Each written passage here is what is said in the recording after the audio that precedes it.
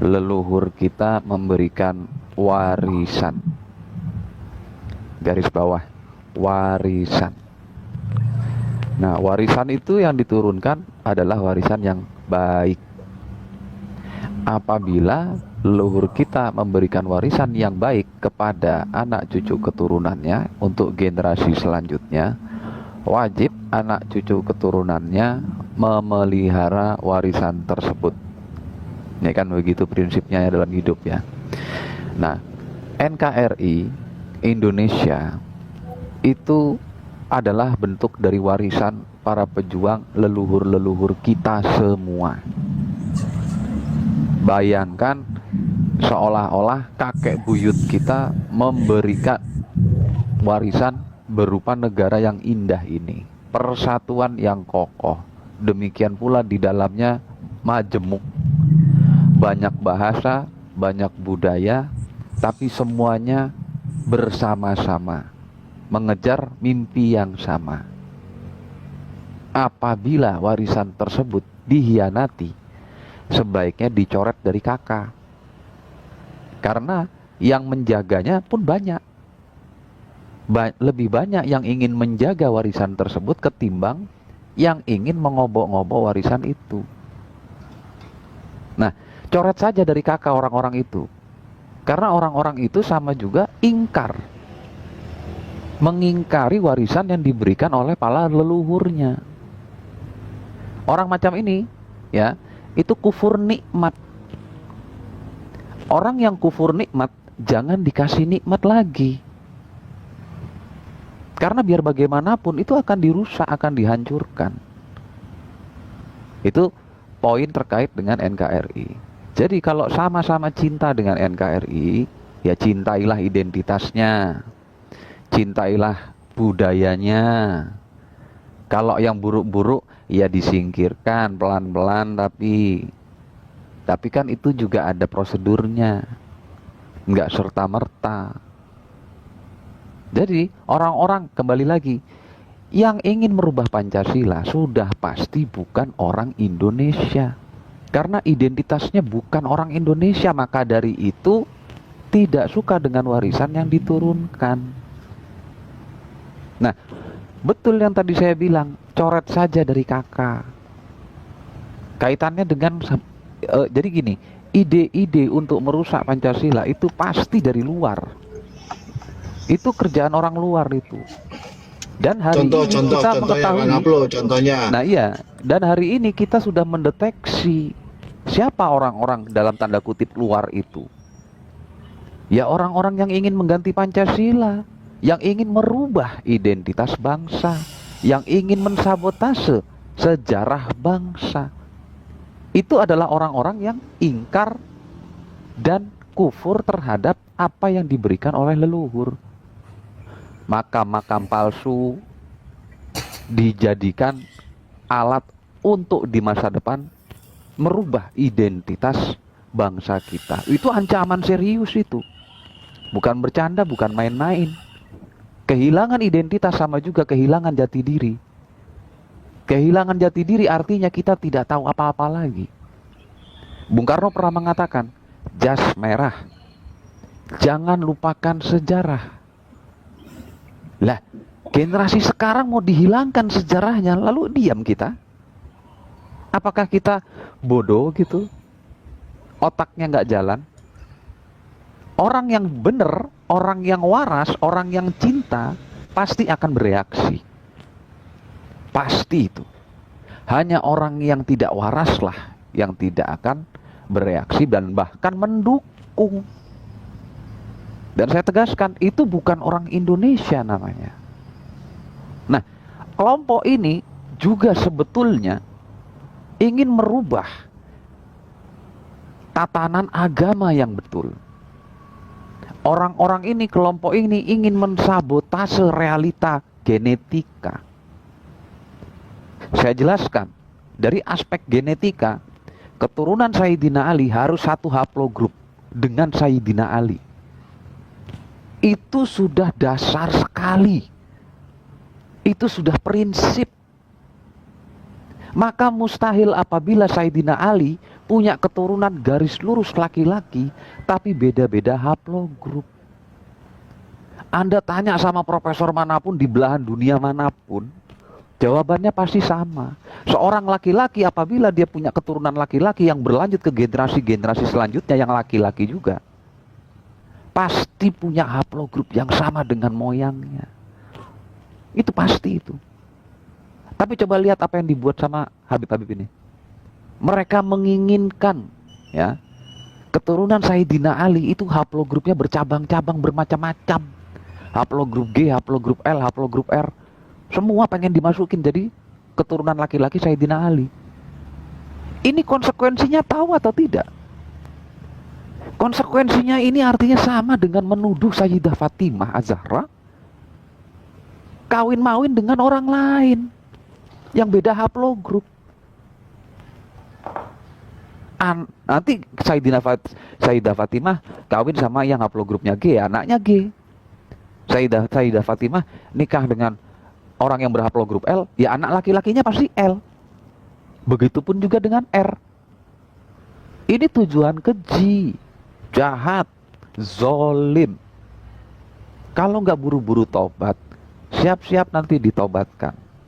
Demikian dari saya. Silahkan host dilanjut.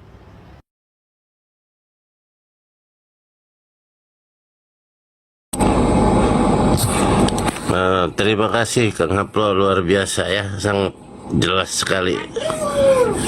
Subhanallah, alhamdulillah. Siapa barangkali yang mau narasi, boleh? Saya assalamualaikum, Bang Ajab, assalamualaikum. Assalamualaikum warahmatullahi wabarakatuh. Waalaikumsalam warahmatullahi wabarakatuh. Saya mau narasi, saya persilahkan apa Bang Ali? Ya, narasi tentang kesombongan Mbak Alwi emang ada dari zaman dulu, dari zaman Nabi Musa, bukan dari sekarang aja. Dari zaman Nabi Musa, mereka sampai terkutuk oleh Allah dari kesombongannya. Lalu mereka sampai sekarang, sampai detik ini, mereka dikutuk. Mereka dikutuk oleh manusia sekarang, Allah dan manusia. Di mana saja mereka duduk, mereka itu terasing. Pertama, kita dibohongi oleh mereka. Lalu ketahuan kebohongannya. Nah, di situ para manusia mengutuk mereka. Begitu. Di mana saja. Lihatlah, bukalah buku-buku sejarah atau cari Google. Atau di YouTube. Lihat tentang Fatimin. Lihat tentang ini, tentang semuanya. Mereka itu segalanya, mereka itu ingin dituhankan oleh manusia. Ini dia kesombongan mereka. Malah saya lihat tadi di roomnya siapa, si Muhammad itu, Kiai Imad sombong. Sombongnya di mana? Saya minta naik nggak dikasih, nggak dimelek-lekin. Saya mau tanya, di mana? Apakah orang kalau bertanya mana isbatnya, itu disebut sombong? Kan orang-orang yang nggak masuk akal. Jadi menuduh orang yang tidak-tidak. Begitu. Ya, silakan yang lain. Gini. Boleh saya? Boleh. Jadi sebenarnya gini. Kiai Imaduddin itu hanya coba gini, hanya memberikan salah satu penelitiannya, pemikirannya dalam hal tentang nasab para habaib ini.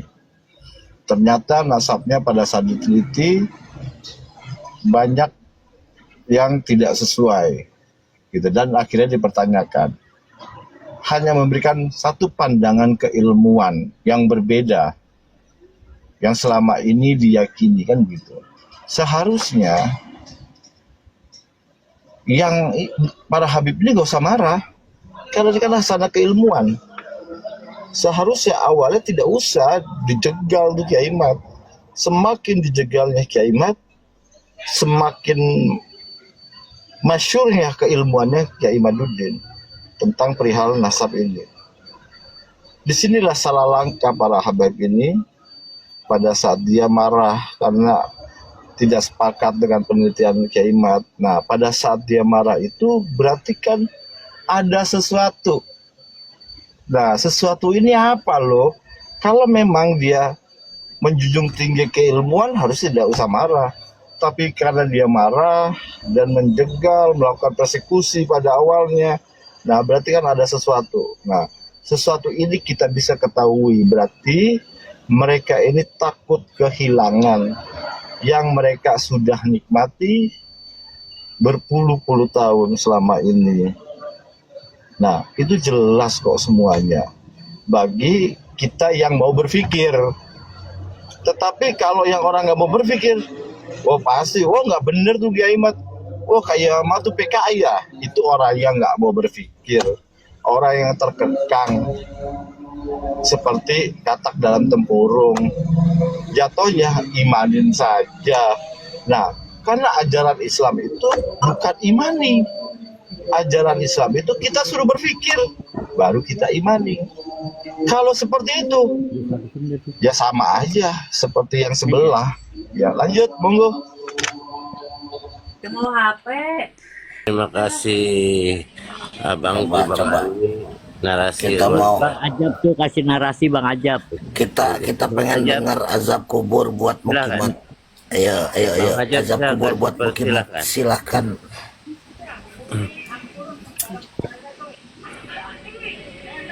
Assalamualaikum Bang Ajab.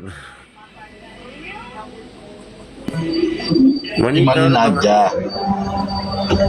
Kang Dadang, intinya imanin aja Kang Dadang.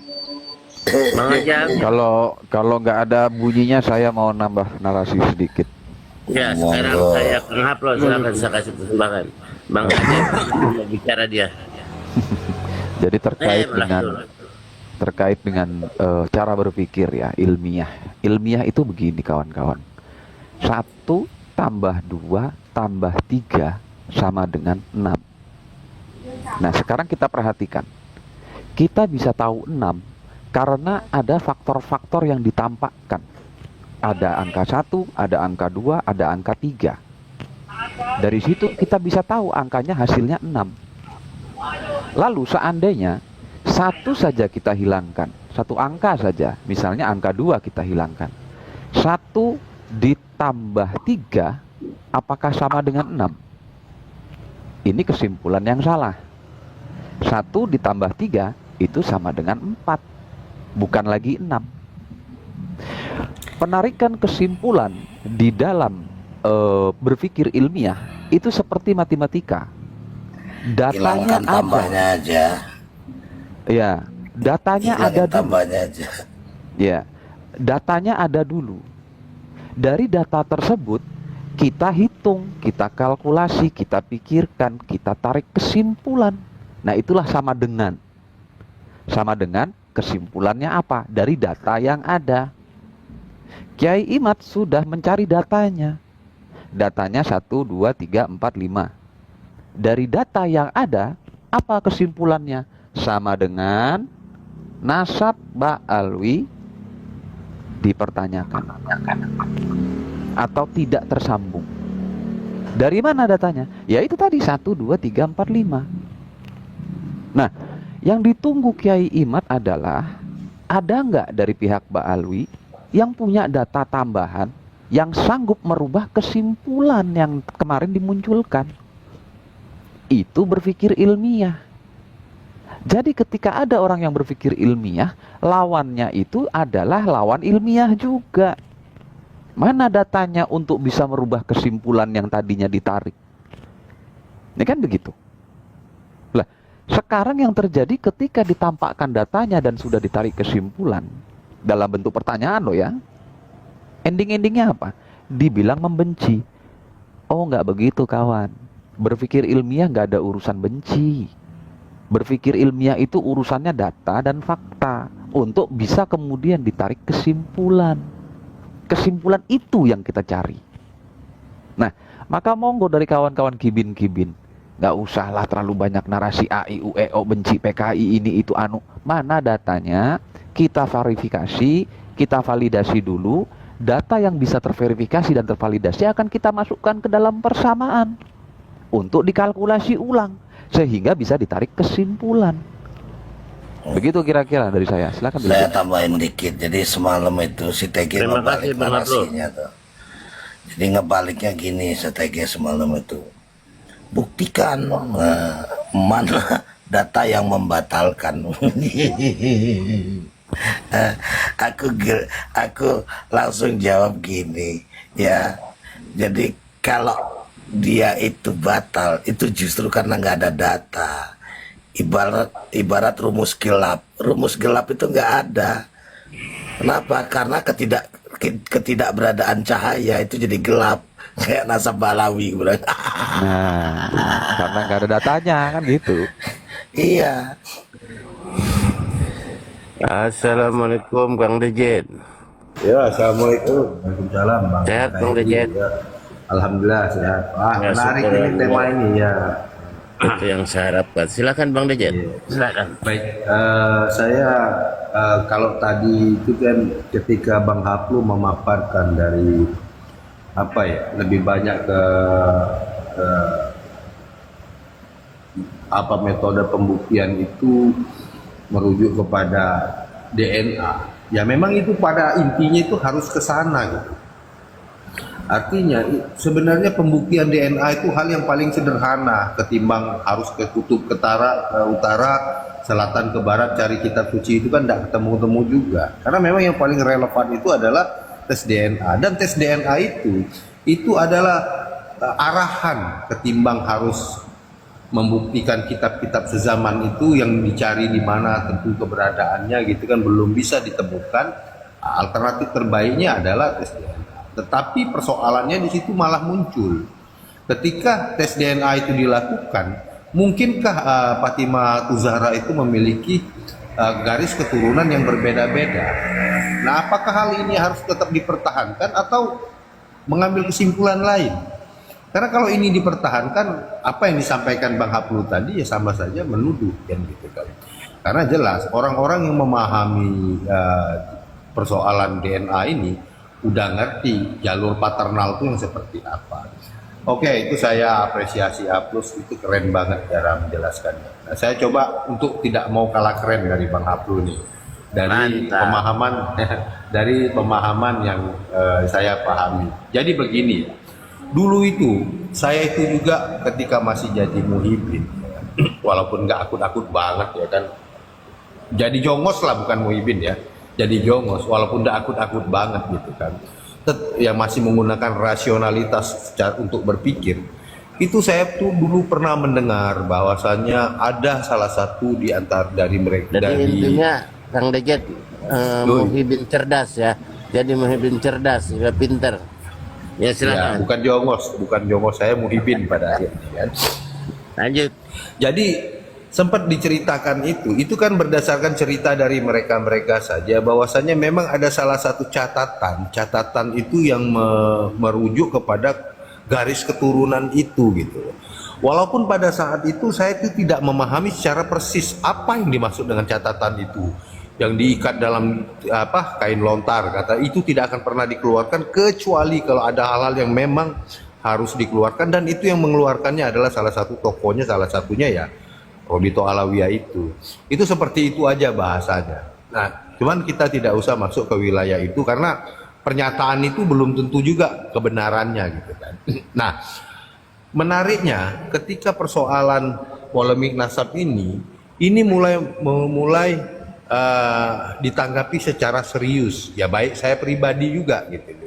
Bagaimana ini kita melihat persoalan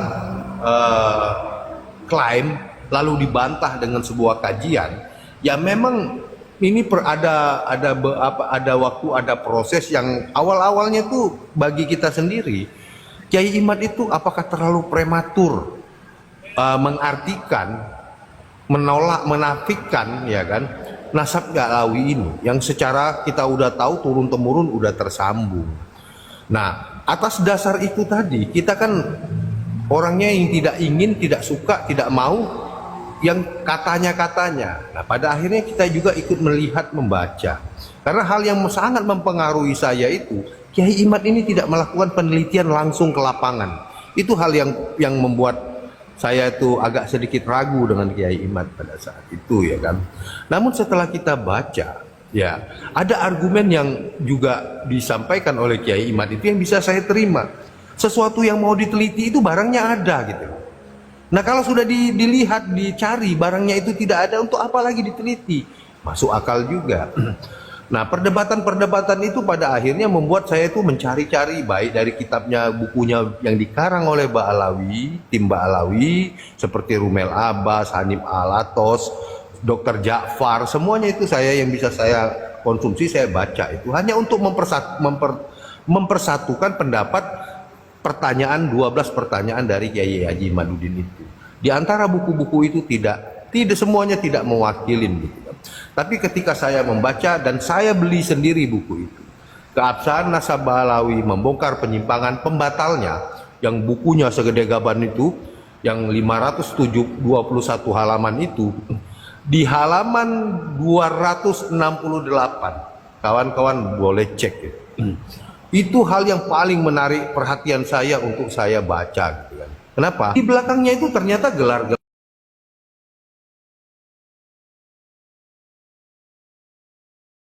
Saya pernah dengar Maula Dare, pernah dengar Sohib Mirbat, pernah dengar Qoli Qosam. Tidak ada yang menggunakan marga-marga itu. Ya karena apa? Kemungkinan besarnya memang tokoh itu juga di zamannya juga tidak ada. Makanya tidak digunakan nama itu sebagai garis keturunan.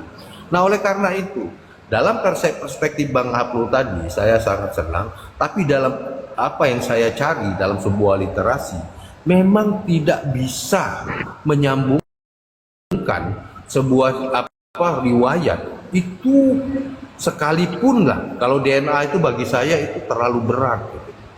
Nah catatan pun ini tidak ada gitu. Bagaimana kita menelusurinya? Apa yang diteliti Kiai Imad terkait dengan riwayat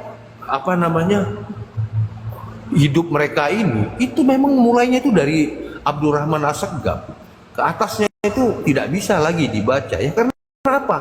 Akan sulit mencari catatan 550 tahun yang lalu tanpa ada, akan sulit mencari keturunan 550